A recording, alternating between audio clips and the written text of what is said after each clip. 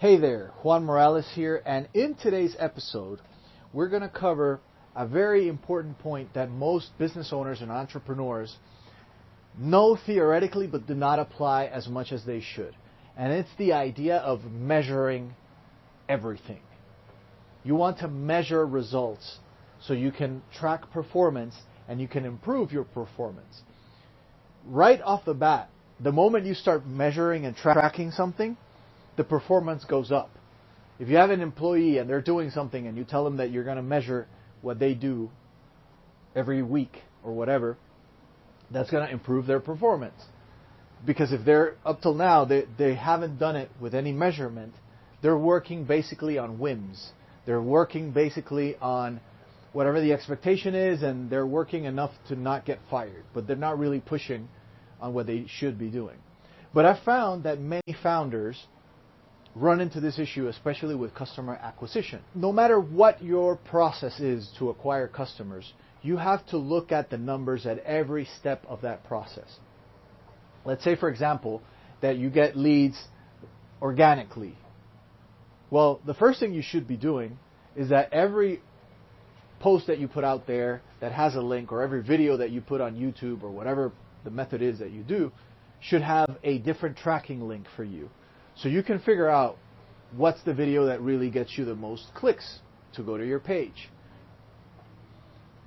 Additionally, every person that goes into that page, if they opt in to an email list or they opt in because they want something, you have to measure how many of those people are opting in. Once they opt in, and let's say that it's a call that you're booking with them, or they're booking with you actually.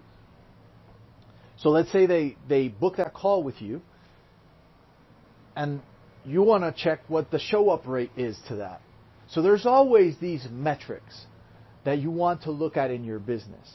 Now, I don't know what your particular business may look like, but I know that if you're in the business of acquiring customers, which all of us are in, you need to know for each one of those steps in the process, what are the numbers. But why do we look for that? Well, the reason that we want to see those numbers is because we want to see where the drop-off is. What's the point at which a big number becomes a little number? Because that shows us the current constraint that our whole acquisition system has. See, fixing something else won't move the needle at all. Because that constraint that we have there, wherever the number goes down, that's where the bottleneck is. And if we don't move that bottleneck somewhere else in the process, it doesn't matter what we do elsewhere. So what we want to look for is those variables that drop off, because that means that there's room for improvement in that step. And anything that we can do that can improve that step of the process makes the experience better for everybody. And because it's a part of your customer acquisition process, that just means that that's the reason why you weren't really getting the customers that you wanted. Because it wasn't that you needed to create more content necessarily. It wasn't that you needed to create better content necessarily. It wasn't any of those other things. But when the data speaks and you really listen to what it's saying, when it tells you that there's a drop-off in, let's say, step 4 of your process, well, you want to look at what happens in step 4. How can you train people better at step 4?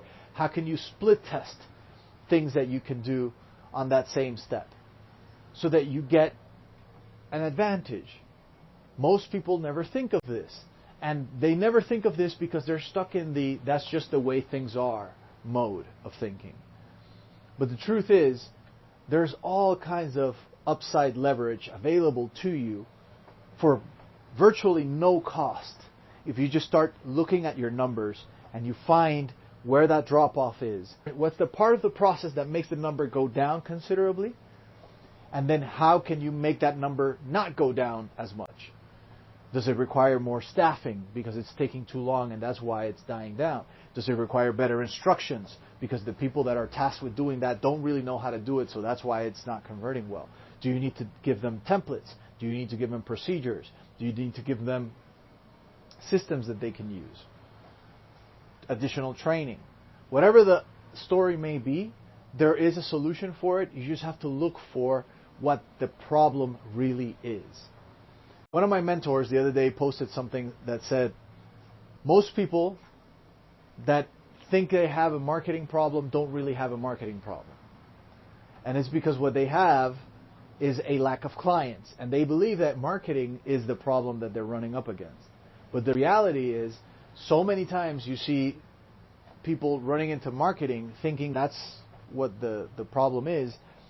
But the problem is that they don't have systems in place for running any of their business. They're not measuring any meaningful statistics or numbers that could really help them get the most out of what they're doing. And because they're not doing that, they're leaving all kinds of money on the table. And this especially happens when you're using organic traffic. Now, when you're using paid traffic, I'm pretty sure that you're going to be tracking everything because you're putting money in there and you want to see the results and you don't want to waste any money. But when we do organic traffic, which is putting your link on YouTube, on a YouTube video that you uploaded, or putting the links on your blog or whatever, you still want to track the performance of those clicks and what happens to those people and how they behave and so on. Because it is only when you have that you can make better decisions about what's working in your business and what isn't. And one of the things I find a lot, especially when I talk to one of my clients about this, is that they just don't have these things in place. They don't know what metrics to look for. They don't know what improvements are available to them. So it's key to your business to not only look at every step of the customer acquisition process. If you want to look at every step of the customer journey, the same thing happens, right?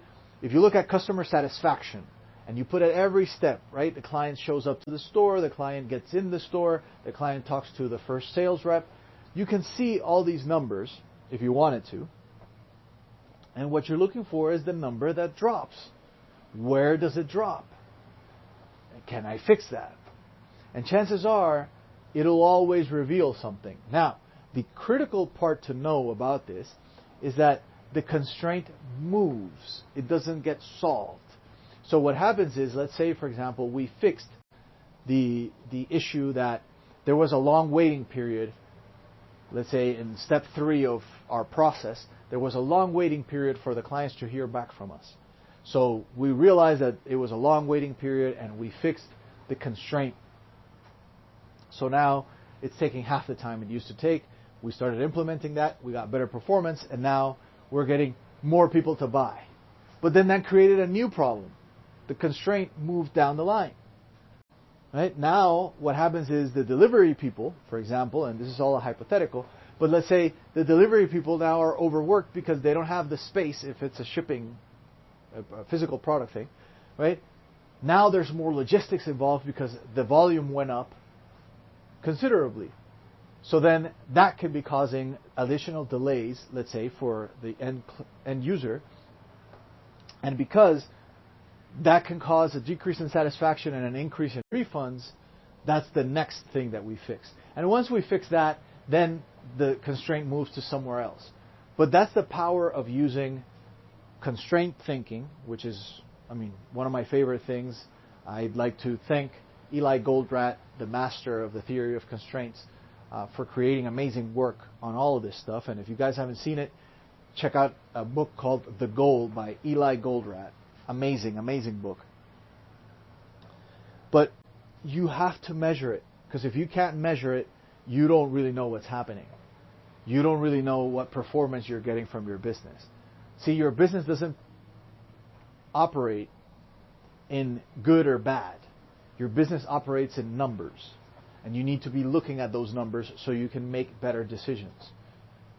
That's it for me today. This is Juan Morales signing out. I'll see you on the next one.